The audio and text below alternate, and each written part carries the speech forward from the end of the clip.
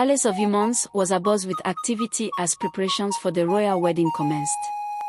The kingdom celebrated the upcoming union of Prince Chike and Amaka with unparalleled enthusiasm. Drummers practiced day and night, tailors worked on colorful attires, and chefs prepared an endless array of delicacies to feed the throngs of guests. Chike spent his days overseeing the arrangements, though his focus remained fixed on Amaka. Each time they met, she greeted him with a dazzling smile and a soft voice, drawing him deeper into her spell. She visited the palace often, and while her charm impressed many, the king remained wary. One morning, as the golden rays of the sun kissed the palace walls, King Ozumba summoned Chike to his private garden. The air was cool, filled with the fragrance of blooming hibiscus flowers. The king sat on a carved stool under the shade of a massive iroko tree. "My son," Ozumba began, gesturing for Chike to sit. "The day of your wedding draws near. Have you truly looked into Amaka's heart?"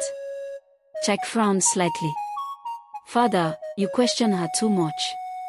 Amaka has shown me nothing but love and devotion. Why do you doubt her?" The king's gaze softened, but his tone remained firm. "I am an old man, Chike. I have seen beauty hide treachery and laughter mask deceit. A king must not be blinded by affection. He must see with clarity, for his choices ripple across the kingdom." Chike sighed, his frustration evident. "Father, I respect your wisdom, but I believe in my choice. Amaka will make a fine queen." Ozumba said no more, but in his heart, he prayed his son would not regret his decision. On the morning of the wedding, the palace courtyard brimmed with excitement. Guests arrived from far and wide, dressed in their finest agbadas and wrappers. The royal drummers set the rhythm, their beats echoing through the kingdom. Amaka prepared herself in a grand chamber reserved for the future queen. She stood before a polished bronze mirror, admiring her reflection. Her wrapper, made of the finest osok, shimmered in shades of gold and red. Coral beads adorned her neck, wrists, and ankles, while her braided hair was crowned with a headdress fit for royalty. Her mother stood beside her, a proud smile on her face. "You look like a true queen, my daughter. Today, you ascend beyond your wildest dreams." Amaka turned to her mother, her lips curving into a sly smile. "And this is only the beginning. Once I am queen, I will shape this kingdom to my desires." The mother laughed softly. "You are clever, Amaka. But remember, a queen must tread carefully. Power is like fire, it can warm you, but it can also consume you." Amaka dismissed the warning with a wave of her hand. "Mother, I know what I am doing. I was born for this." The wedding ceremony was a spectacle to behold. The royal court was adorned with vibrant flowers and traditional motifs, while villagers filled every available space to witness the momentous occasion. Prince Chike, dressed in white agbada with golden accents, awaited his bride with a smile that reached his eyes. When Amaka appeared, escorted by her family, the crowd erupted into cheers. She walked with grace, her every step deliberate, as if the earth itself bowed beneath her feet. The officiating priest, an elder with a flowing white beard, began the ceremony. Libations were poured to honor the ancestors, kola knots were broken, and prayers were offered for the couple's union. As the priest recited the vows, King Ozumba watched in silence. His expression remained calm, but his heart was heavy. He glanced at Queen Kechi, who returned his look with a slight shake of her head. They both knew that Chike's choice would shape the future of Umunze, for better or worse. When Chike and Amaka were declared husband and wife, the crowd erupted in celebration. Dancers filled the courtyard, and the royal drummers struck their instruments with renewed vigor.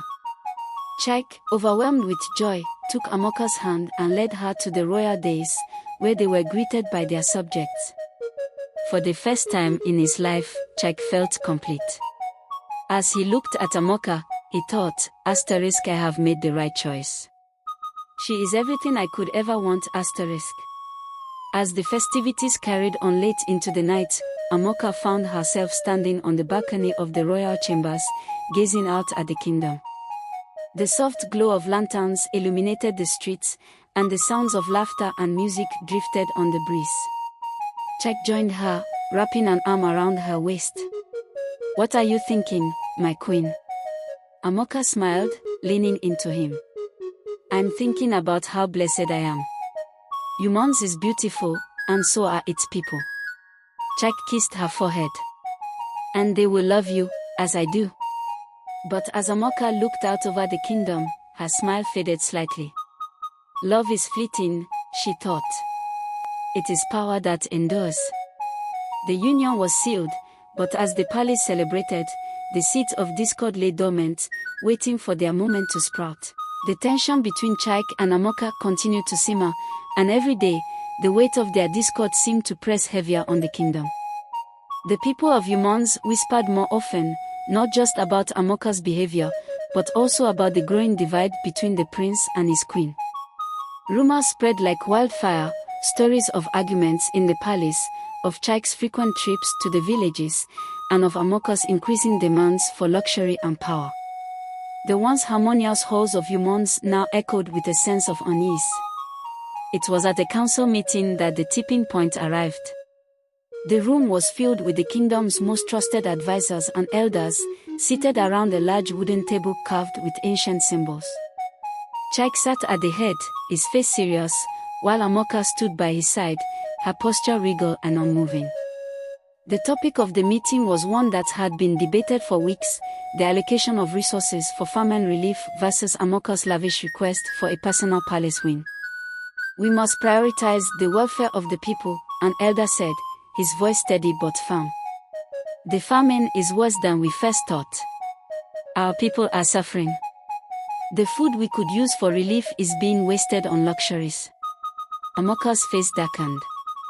"You speak as if I do not care for the people. I have led the creation of trade routes that bring in wealth. It is time for us to enjoy the fruits of our labor." Chike's eyes widened at the boldness of her response. "Amaka, this is not about our comfort. The people are hungry. We cannot ignore their suffering for the sake of building a larger palace." Amaka's voice turned icy. "I am the queen, Chike. You will respect my wishes." The room fell into a tense silence, and everyone present seemed to hold their breath. Chike, however, was no longer the prince who had blindly followed his heart. His eyes, filled with frustration, met his wife's gaze. He could no longer stay silent. "No, Amaka," he said, his voice steady but forceful. "The people's needs come first, and I will not allow you to jeopardize that for personal gain. If you truly care about this kingdom, you will listen." Amaka's lips curled into a smile, but there was no warmth in it. "It seems, my dear prince, that you have forgotten who rules this kingdom." Her words stung more than he cared to admit, but Chike was resolute. "I rule alongside you, Amaka. But I will not be swayed by greed and selfishness. We must serve our people first." The tension in the room escalated. Chike could see the contempt in Amaka's eyes, a contempt that chilled him to his core. It was in that moment that he realized his wife had no intention of listening to reason. She was consumed by power, and her vision for the future of Umunze was not one of unity, but of dominance. That night, Chike sought counsel from his father. The king's study was quiet, with only the dim flicker of lantern light casting shadows across the room. "Father," Chike began, his voice tinged with exhaustion, "I do not know how to proceed. Amaka will not listen. She cares only for herself, and every attempt I make to steer her back to what is right seems to only push her further away." King Nduka set aside the scroll he had been reading and looked at his son. "Chike, you are a wise prince, but even wisdom cannot overcome the stubbornness of the heart. You have seen what is before you. You must now decide what kind of king you wish to be. Will you be one who leads with the heart of the people, or one who is controlled by his own desires and those of his queen?" Chike clenched his fist, his frustration mounting. I do not want to choose between the woman I love and the kingdom I swore to protect. I never imagined this would be the cost of a crown. King Nduka's voice softened. It is always a heavy cost, my son. But a king's duty is to his people first. You must find a way to balance love with duty. If Amaka cannot see that, then you will have to make a hard decision. The next few days were filled with quiet contemplation for Chike. He spent more time away from the palace, speaking to the people of Umunze and seeing the depth of their suffering. He walked through villages where children's eyes were hollow with hunger, where crops had failed, and where families struggled to rebuild their homes after the flood. In the distance, he could see the shimmering walls of the palace, a stark contrast to the misery that plagued the land. Every step he took weighed heavily on him. He knew he could no longer pretend that everything was well. His father's words rang in his ears, and he understood now that he had to make a choice, one that would affect the entire kingdom. Chike returned to the palace one evening, weary but resolute. As he entered the royal chambers, Amaka was seated by the window, staring out into the night. The soft moonlight illuminated her face, and for a brief moment, she appeared almost peaceful. Amaka, Chike said, his voice quiet yet firm. I can no longer pretend that everything is fine. The people are suffering, and you refuse to acknowledge their needs. I cannot stand by while the kingdom crumbles. Amaka turned slowly, her expression unreadable. So, you would abandon me? Choose them over me? I have always chosen Umunze, Amaka, Chike replied, his voice tinged with sadness. And I will continue to do so. If that means standing against you, then I will.